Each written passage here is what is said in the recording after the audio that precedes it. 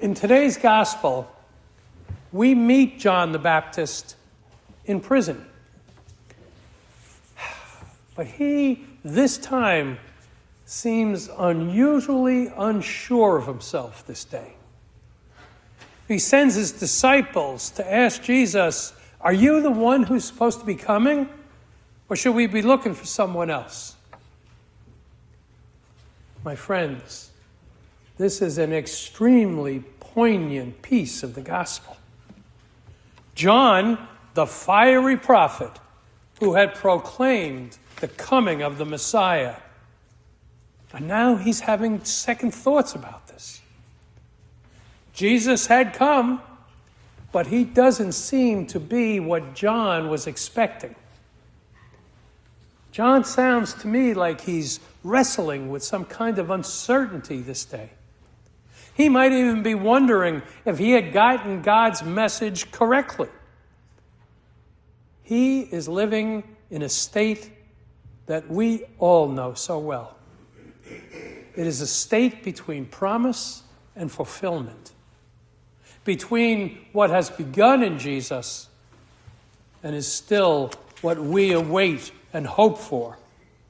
This Advent, John voices our own questions.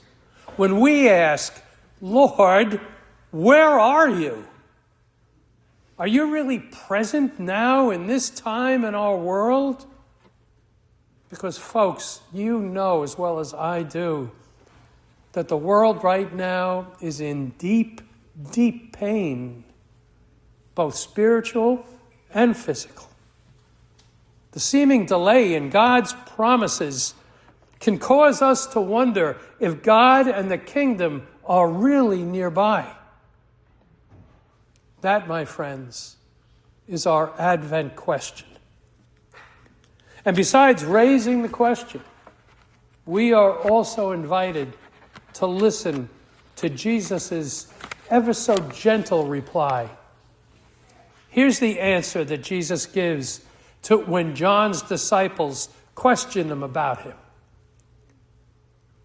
The blind are regaining their sight. The lame are walking.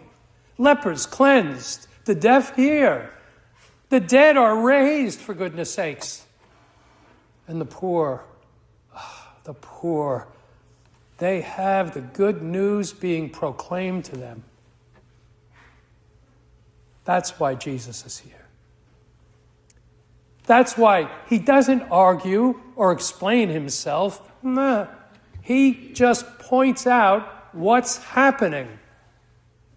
And what is happening? Healing, mercy, and then there's transformation. Those are the signs of God's kingdom.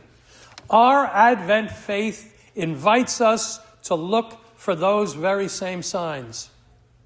They may be small and hidden, or they may be right before our eyes and hard to miss. These are the signs that announce to us that God's saving power truly is here. It exists. It is here now in every single one of you. Do you not see that? How can we participate in this? I want you to note that very kind of hidden yet subtle beatitude that is buried in today's gospel. Blessed is the one who takes no offense at me. That Advent challenge is there because God's ways can catch us off guard, can surprise and unsettle us. But we cannot stumble when Christ comes to us in a form that we do not expect, in the form of the poor, the suffering, in the form of that slow process of grace. Because faith really means trusting that even when we don't see everything clearly, God's promises will still be fulfilled. John the Baptist, God bless him.